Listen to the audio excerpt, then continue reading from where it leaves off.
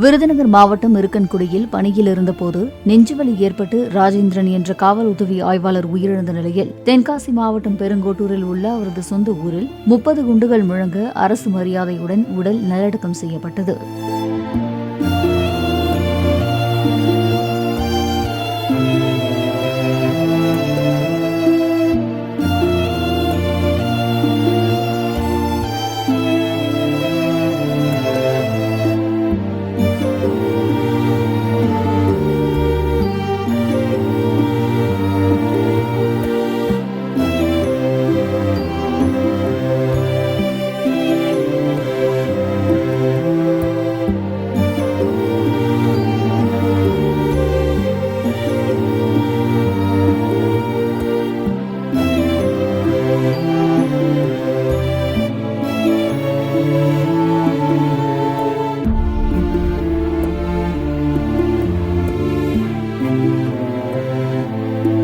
Play store மற்றும் app ஸ்டோரில் இருந்து பாலிமர் செயலியை QR கோடு மூலம் பதிவிறக்கம் செய்யுங்கள்.